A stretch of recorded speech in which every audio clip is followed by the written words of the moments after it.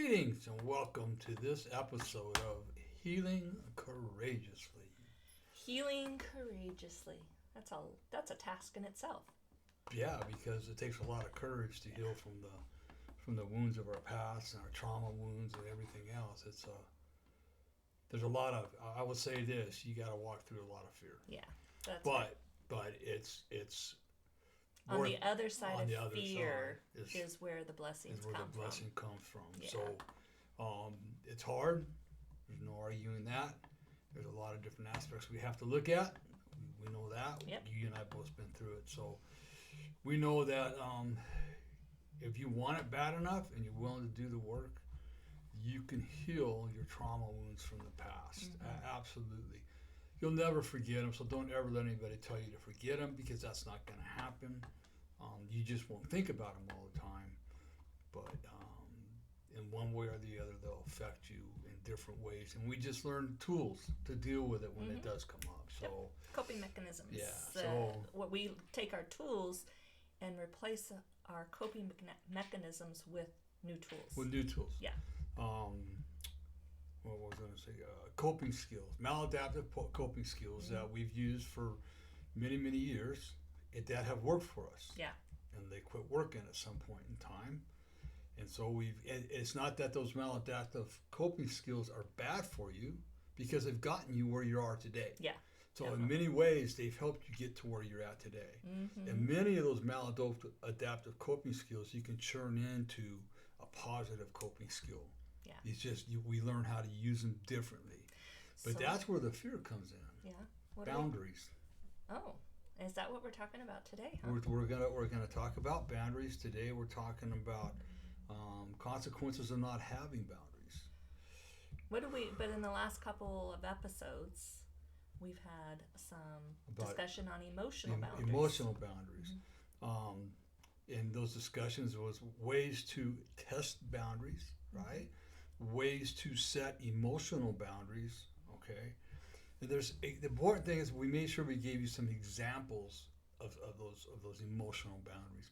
And one of them, probably one of the most important ones, is to be able to build your self-worth back up, right? I mean, somebody told me I didn't have self-worth. I thought they were crazy. I thought I was full of self-worth, but the reality is You were full of self. I was full of self and full of caca, you know. That's what I was full Yeah. of. Yeah, the worth wasn't there, but the self was there. Yeah. Right. So there's just a lot of different ways. It's a process that takes quite a bit of time. Yeah. The reality of it is. Yeah. So we hope you guys got some good information, some good nuggets over Yeah. this last couple weeks. Yeah. And so we want to continue on this month of boundaries with consequences of not having boundaries. And we talked about all the reasons that we have to have them. But let's talk about what happens if we don't set those boundaries. So I know that I think it's natural and normal if we want to be kind, loving, and helpful to the people Right. we love, Right. as well as the people we surround ourselves with. A lot of times in the workplace, for me, it was my workplace. That was where I spent most of my time. I think what God commands us to do in the Bible is only one thing, and that's to love everybody. And that's what we're going to talk about in this as well. At Right. the end here, we've Right. got some information on how to love with boundaries in place. That's Right. the biggest key. Right. And So- not people please, right? No, and Yeah, not people okay. please. So sometimes it means having to put up with things that make us cringe, like the way people talk to us or how they talk to others even. We can be in a room where people are talking to others and or their attitudes might be less than kind. We seem to think that if we just tolerate the behaviors, how many people have tolerated those behaviors, that the relationship will offer some give and take. However, if we are giving out of love without having boundaries in place, they can carry a risk of losing our own self and damaging important relationships. And I just want to share real quick on my work environment. I always felt like if I worked harder, if I put more hours in, if I worked from home, not only would my employer appreciate me, but the clients I had would appreciate me. Like this is really sick, but I took pride in getting up really early in the morning when I was working from home so that they could see my emails coming through at 4 or 5 in the morning. That's not healthy. That was just mere me wanting them to like me and to think that, oh, she's really putting in that work. But the only person that was damaged in all that or hurt was myself. I became exhausted, frustrated, resentful. She took it out on me. I took it out on the people around me. Yeah, definitely with you. So and it affects your health. So I think that we have to be really careful about that people pleasing. So I was listening to Laura Ingalls this week on the radio. This was really interesting. I was really happy to hear this. And they were talking about boundaries. As a matter of fact, do you just lovingly, if somebody's doing something that isn't quite right, isn't correct, can be harmful to them or others, as a good friend, do you just lovingly kind of go along and watch them, or do you speak up and say something? Right now, this is where it gets scary, because if you speak up, like Kathy just mentioned, you have a strong chance of losing that friend. That relationship, yeah. That happened to me with a guy I went through recovery with, and actually, I'm glad I said something, because he eventually drank himself to death later because of what he had done. So it's like we have to take that chance. So do we say something to the person that we love, that we see them doing something that's detrimental to their health, or do we just sit back and watch? Yeah. And that's a tough. That's it's a really, tough decision. that's a tough place to be in. So I think depending on, hopefully your relationships are strong enough that they can overcome that conversation, because that's a tough one. Laura did say she lost a lot of friends because of that. A lot. And I think that we have to remember that. Well, and with that being said, we have to remember that not all relationships are meant to last forever. That's right. They come and go. There are seasons in relationships. Right. Absolutely. But I wanted to go back to one thing that I thought about in my work environment.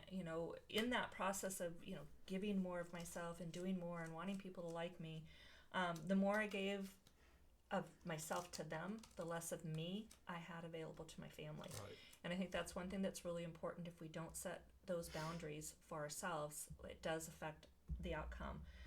And these people now expected me to be working these crazy hours. Right, exactly. So now I've set myself up for frustration and failure, because I allowed myself to just work in that environment. So it's that old question, or that old saying: you give an inch, they'll take a mile. Yeah, definitely.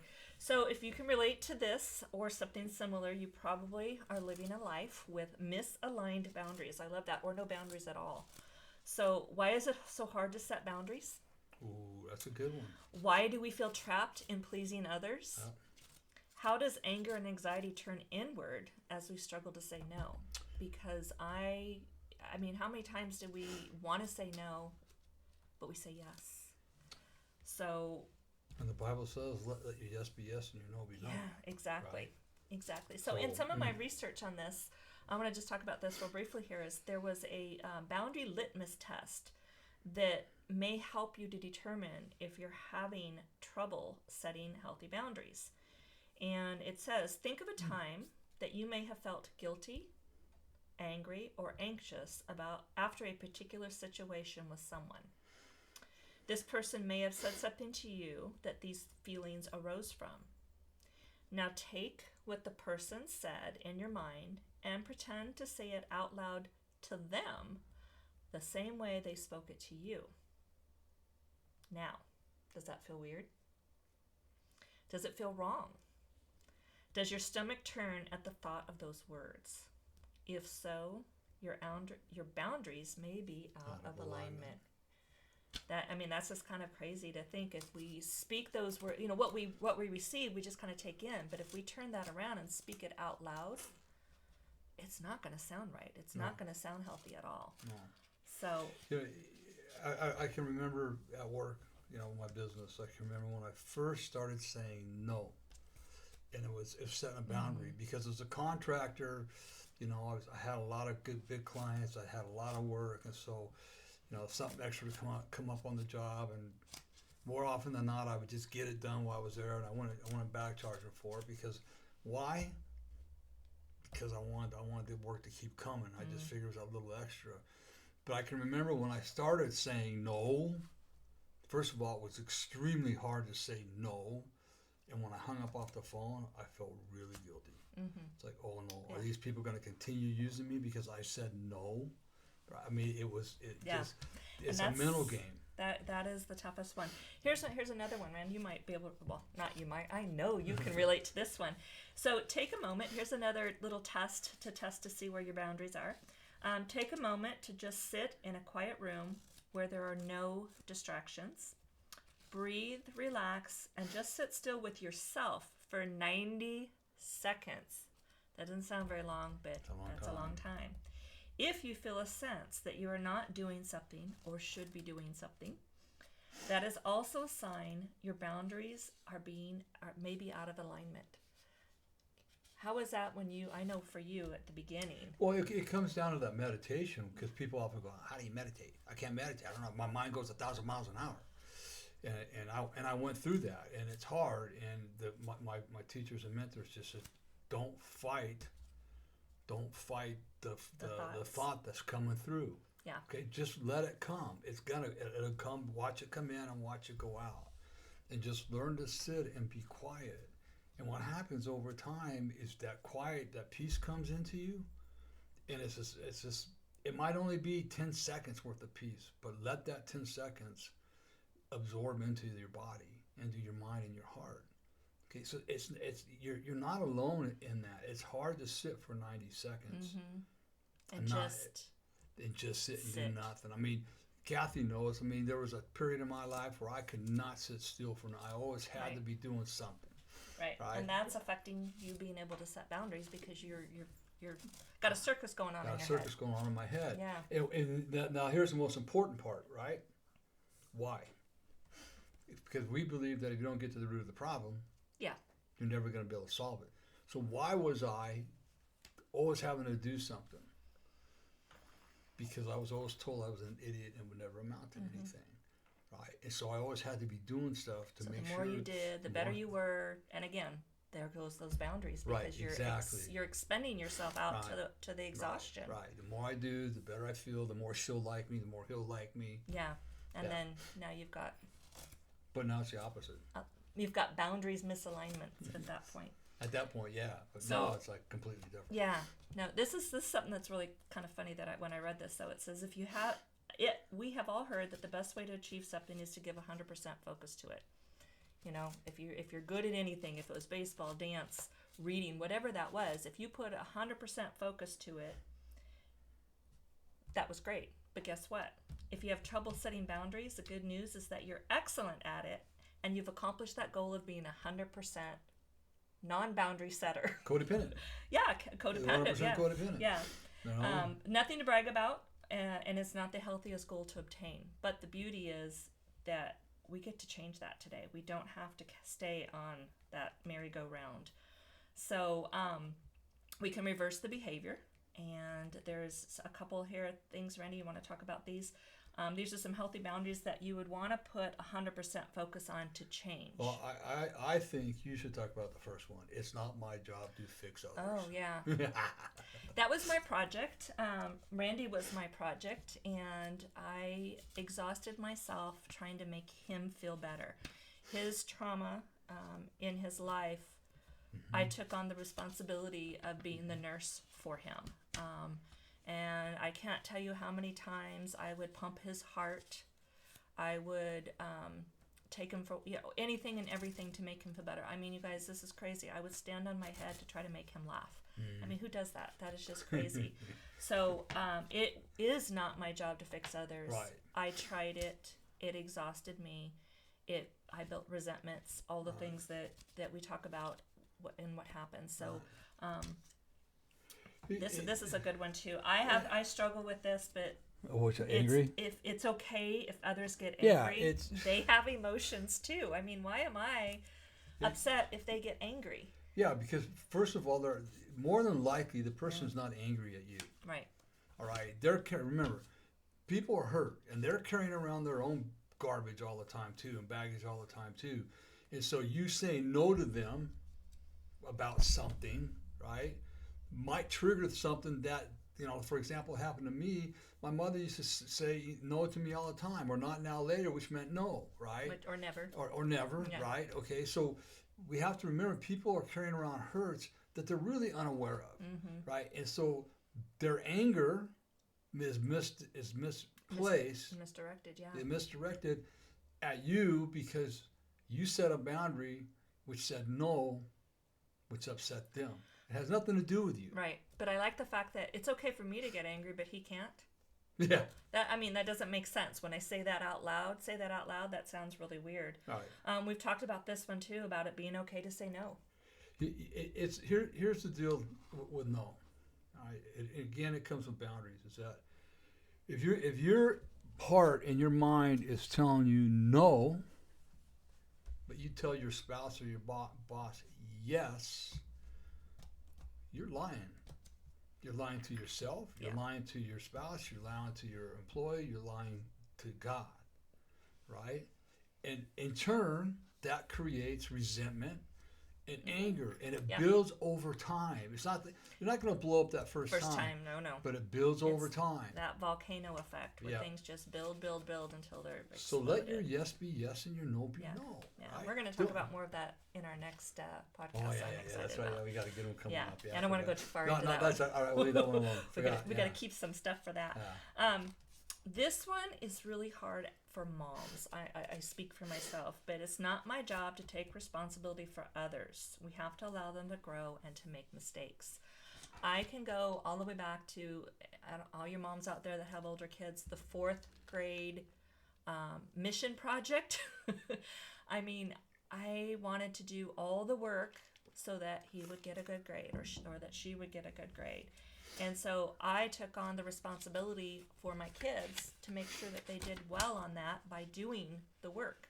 Never did they learn to get in trouble if they turned in the project late or they didn't do the project or whatever it was. So it's not my job to take responsibility for others. I was good at that as a mom, and I'm sure there's moms out there that can relate to that. And how many people, we deal with a lot of these people, right, are constantly saying they're sorry.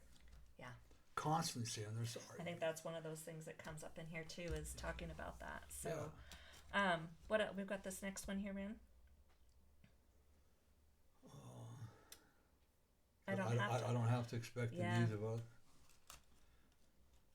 I don't have to accept the needs. Accept the needs of others. Yeah. No, you don't have to accept the needs of others. Yeah. No, what are those needs? I mean, it's our job to love everybody and to respect everybody, right? And be kind to them.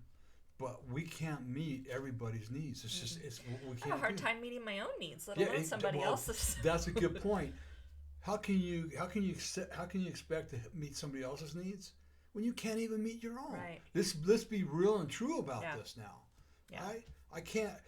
When I had the affair, right, I wanted Kathy to love me a certain way, and I didn't feel she was doing it. But then, about a year or two into my recovery, I look back and I says, how can I expect Kathy to love me the way I wanted her to love me when I don't even love myself? Yeah. Right? I mean, no, it's true. Yeah, and that kind of goes into the next one too. It's my job to make me happy, right, not others. Right. So it's kind of that same thing. Not only could you not love yourself or love me, you couldn't love yourself. It's the same thing. I can't make other people happy. I've got to make me happy, and other people aren't going to make me. They don't happy. have that kind of. No. We can be joyous to be around them. We can be happy to be around them. But I think we have to define happy in the point to where you're truly heartfelt. You're happy. Yeah. Okay. Yeah. And happy it comes and goes. That's one of those emotions that happy one day, maybe not so much the next day. Yeah. No, it's good. Let's see, what else do we got here? It's okay if people don't agree with me. I mean, how many arguments are started because you're trying to prove your point when all you need to do is just say what you want to say? If they don't agree, they don't agree. And that's okay. Yeah, and that's okay. Just like I have the right to my own feelings, I don't have to take others on. Nope. I, for the longest time, would take your temperature to determine how I should feel. That's not a healthy place. I like this one because Roy, my co-mentor, right? The first time I didn't even know who he was. He saw me after a meeting at Betty Ford and put his hand on my shoulder. He says, "Randy, you're lovable and you're enough." And he told me that for years, right? Because I needed to hear it. I am enough. I'm not more than. I'm not less than. I'm enough. Yeah. So the question is why don't we have so why don't we have boundaries or find it hard to set them and keep them? Well, we find it irresponsible to be capable of something and still say no when asked. That one's really tough. What? Yeah, we find it irresponsible to be capable of doing something if we're saying no. Because now we've said no, and that's a negative connotation, and next thing you know, we think it's irresponsible to say no. So everything has to be a yes. That's not So healthy. everything has to be yes, and then say everything being a yes, we're neglecting ourselves again. Exactly. It goes right back down. We feel we're responsible for others' feelings. We talked about that, taking temperatures to determine my feelings. We are not God. We don't have that kind of power. No. We feel guilt over simple misunderstandings or hurting someone's feelings. I know that we think we've hurt their feelings, and so we make it bigger than it really is, and we probably really haven't done anything. And again, it's probably about them at that point. And then again, we have to look at that because there's a fine line. Sometimes if they're good friends of ours, and we can't hurt people's feelings, so we have to be aware of.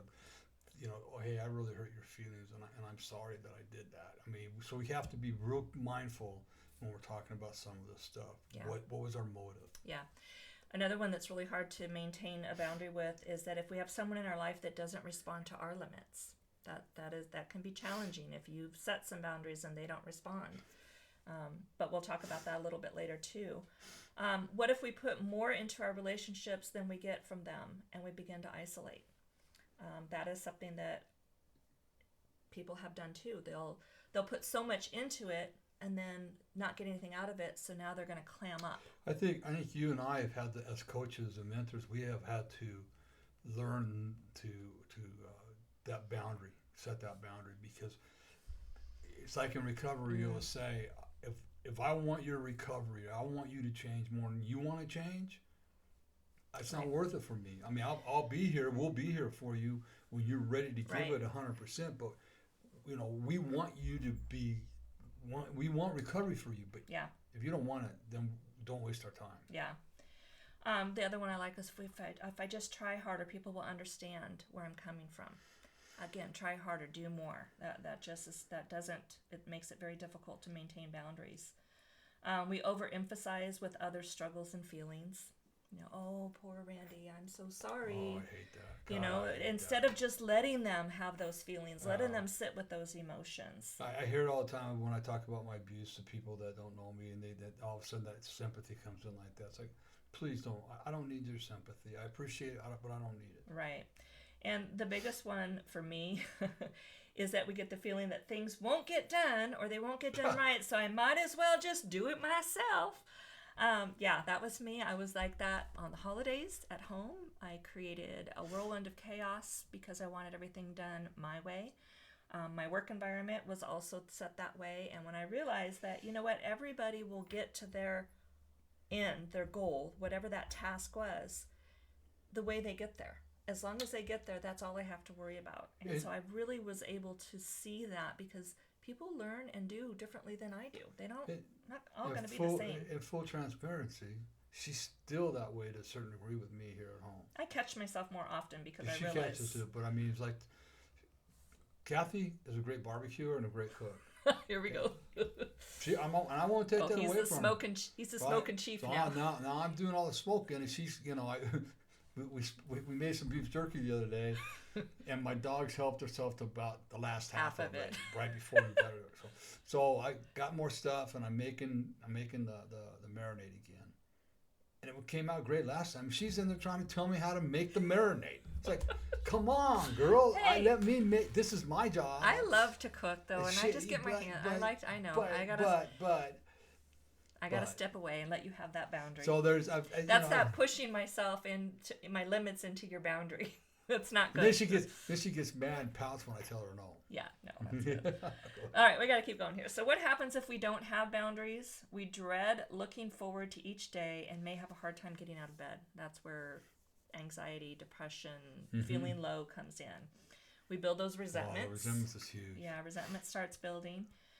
We begin to feel edgy, angry, and irritable. I've been in a place like that before. This I know happens to a lot of people. They lose focus. They have trouble concentrating. they forget things, and eventually they just don't care. Right. It's like you just want to quit and give up. This one's tough. All of a sudden, we begin to be unaware of what boundaries really are. I have somebody that I'm working with right now that she's just frustrated because she's at that place of desperation. She's gone further, and so it's really frustrating because she is frustrated with the fact she doesn't even know what the boundaries should be. And so that's a really difficult place to be, but we can get you past that. And I want to throw this at the before I forget, because I forget stuff sometimes. Mm-hmm. A great book that you can read is Boundaries by Henry Cloud. Mm-hmm. All right, Definitely. That would be if you're struggling struggling with this, read Henry Cloud's Boundaries book. Yeah. And John Townsend also writes stuff on boundaries, but look those books up, and that'll really help you. Yeah, Henry Cloud is huge with his boundaries, and there's a series of boundaries. There's boundaries, several different series in that book. We feel run over all the time. That's we've kind of hit bottom. We begin to move from crisis to crisis as we continue to feel out of control. That is very, very true. And our life begins to feel meaningless. We feel guilty about setting the boundaries. I mean, it's like we are just, to me, that just sounds so dark. We don't know how to answer someone who wants our time, love, and energy. We probably would say yes when we mean no at that time. If it goes on for too long, we start to feel nothing, dead inside. And when we do use our boundaries, it starts to feel selfish. And that's the hardest part, I think, about when we make that shift and that change into boundaries, is we feel selfish. If we feel selfish, and then what happens also is the people that we're setting boundaries with don't understand what we're doing, and they start throwing guilt trips on us. Yeah. Right? And that's where people will bail on the boundaries, because they start feeling guilty. Well, maybe this is wrong. Maybe I shouldn't be doing this. But it's like, remember that you're important. You yourself are important, and you deserve to set boundaries and have a peaceful life. We understand how hard it is at first. It's really difficult because you haven't had boundaries for how many years? 5, 10, 15, 20, 30, 40, maybe most 50 of your years. life, yeah. Most of your life. So now here you are with this new behavior coming in. Your friends are looking at, your spouse is looking at you going, what in the world are you doing? What's going on here? What's wrong with her, or what's wrong with him? Yeah. Nothing's wrong with you. Yeah. Okay? In the long run, just you make sure you have a good coach. Kathy and I do a lot of this kind of coaching, a good mentor, whatever, and you work with them to help you through this process. Yeah, so the good thing is what is the solution? There is a solution to this, and there's always a solution. So first we need to realize that trying to do more, work harder, to be better, it's not working.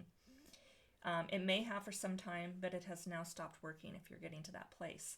The more we try, the deeper we go in that dark hole. Second, we must first understand that being nice isn't working anymore either. How many people can relate to that? It doesn't mean that we should not be nice. It just means that our motivation for being nice was not in order. And we talked about what are your motives in that. Right. It was misaligned. And in most cases, we're being nice because we were afraid. There's fear sometimes in that too. And then finally, doing things for others and taking responsibility for them is not working either. We have become worn out, angry, and resentful. And we keep repeating those words. Without boundaries, we become angry, worn out, and resentful. No matter how many times we throw in the life raft, people will continue to make bad choices. In order to take back our lives, we must be willing to give up these misguided ways of thinking and doing. It's time to change who we are responsible for, and that is you, and that is me. I think, Kathy, like you mentioned something earlier today about what you had to do. I think when you start getting angry, resentful, tired, ask yourself, go inside yourself, say, what am I so angry about? Why am I resentful? What is going on? How come this is happening? Right?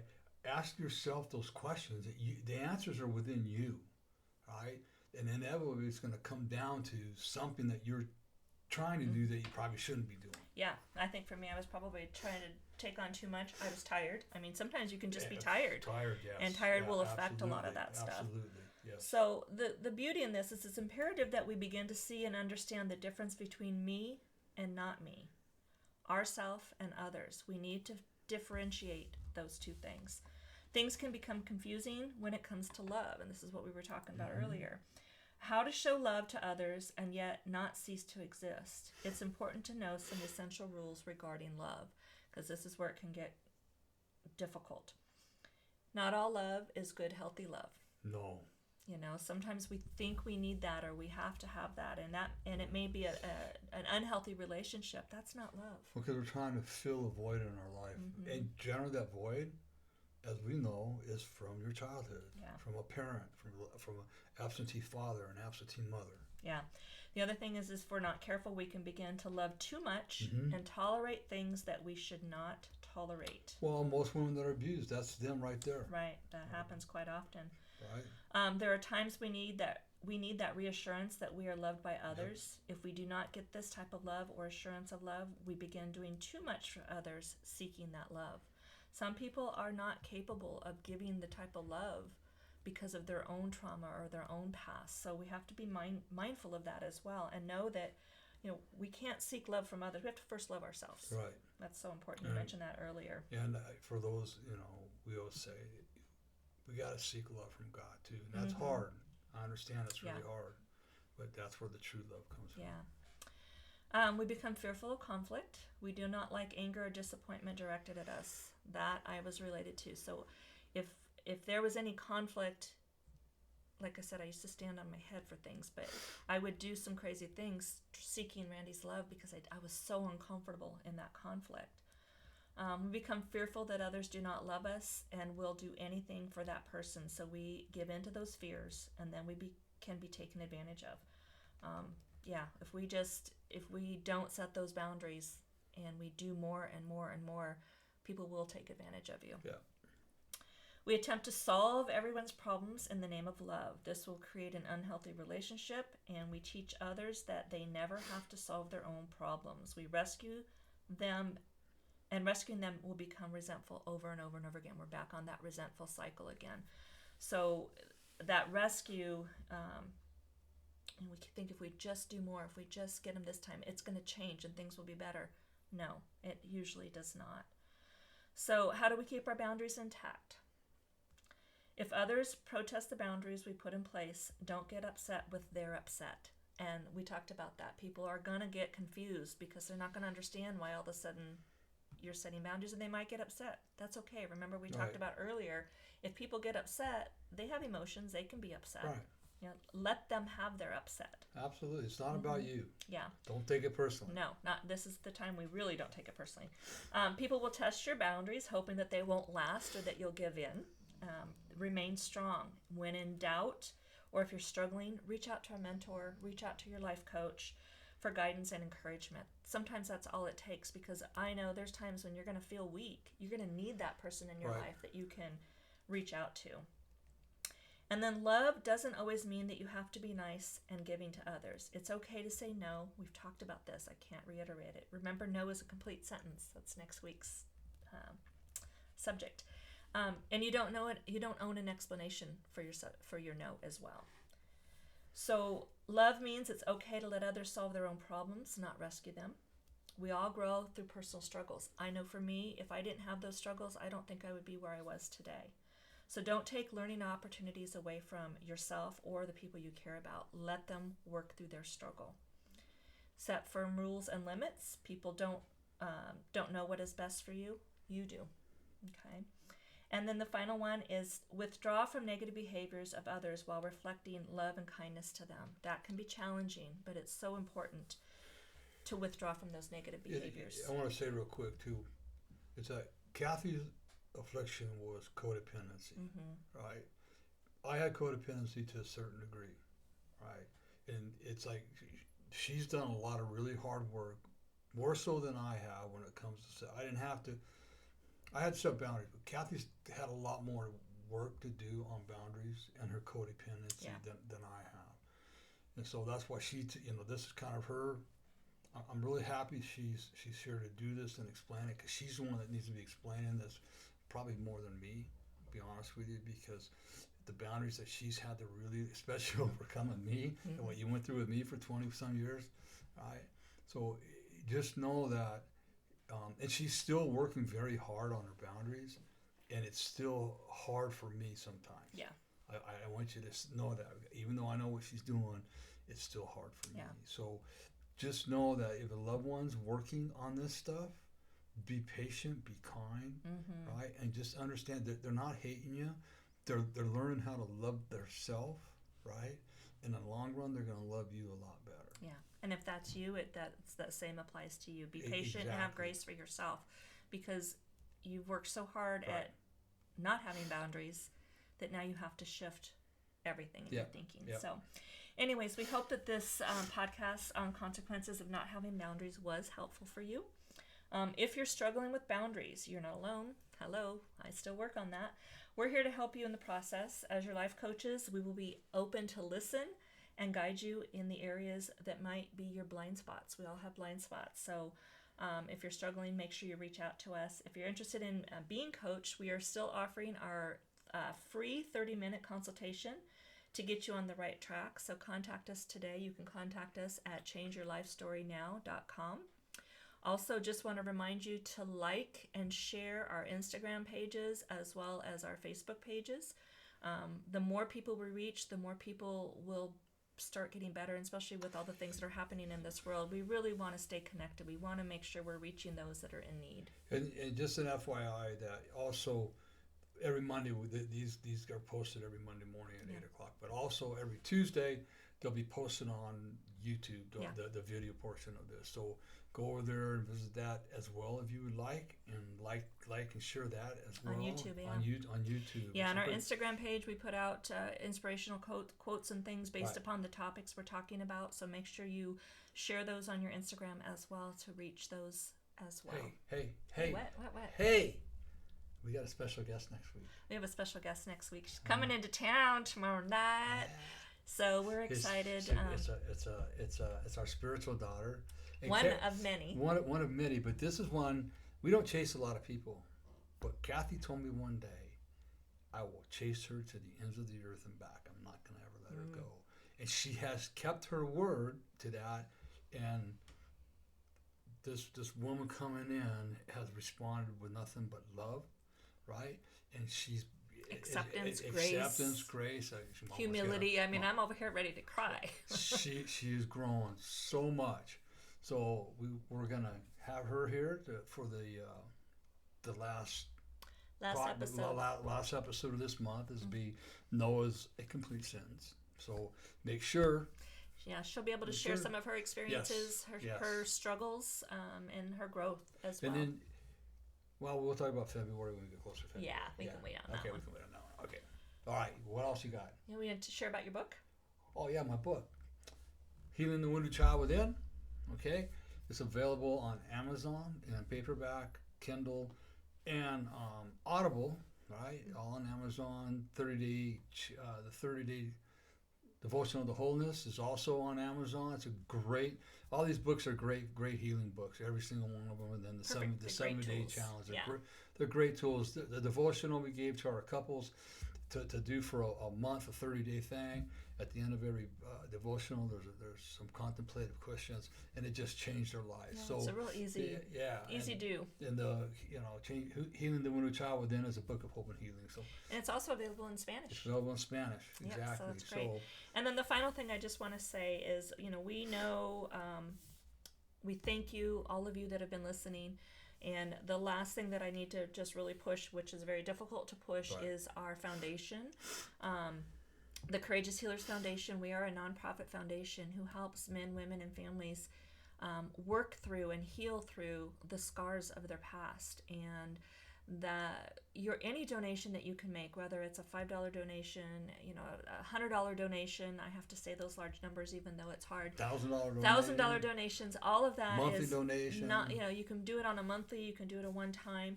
Those funds go towards helping people who can't afford coaching, who can't afford help and guidance through their trauma. Right. So we don't charge a lot because we want to make sure that we reach those people who can't afford it. So it is really important. So we do appreciate those that are on a monthly donation, and just want to encourage you that as you end this year, if you have something that that your heart is being drawn to, or something that you want to put some focus on from a financial perspective, please feel free to use the Courageous Healers Foundation as your nonprofit. We're a 501c3 nonprofit, so Yep. 100% write-off. Yep. I Okay. think that covers it all. I think that covers it all. So let's think about this. Well, are we going to see him before Christmas? I don't think so. This is like No, the we Monday have one before more. Christmas. No, next week. This is the Monday before Christmas. Oh, this is the Monday before Christmas. Yeah. Oh, yeah. You're a week ahead of I yourself. know I'm behind her. So I don't have a Christmas tree up, so I'm not even really thinking about it. for all of you out there listening, thank you so Yes. much for making this possible for us. We really do appreciate it. We want you all to have a Merry Christmas. I want Yes. you to remember one thing, right? Kathy said around the holidays and stuff, she would get all uptight, and I had to learn to do this. St. Francis says, it's better to love than to be loved, and it's better to understand than to be understood. So if you're struggling at home with a loved one that's not quite, making you up, go get on your knees and just repeat that mantra. It's better to love than to be loved. It's better to understand than to be understood. So just love and just understand. I promise you, if you go into it with an open heart, it will 100% change your day. Yeah. Right? That's great. Is that it, baby? That's it. All right. So Merry Christmas, everyone. remember, Merry Christmas, number one. And there's some mistletoe right here. Oh, Okay. brother. And nobody tells you they love you today. Randy does. Kathy does. And more importantly, God does. does. Be blessed, everybody. Bye, guys. Have a super Christmas.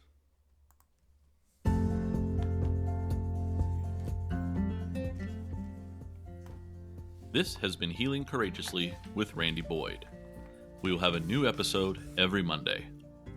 Please like us on iTunes or Google Play. If you would like to know more about the services available from Randy, please visit him at changeyourlifestorynow.com. Thank you for spending time with us. We'll see you next week. And remember, if nobody tells you they love you today, Randy does.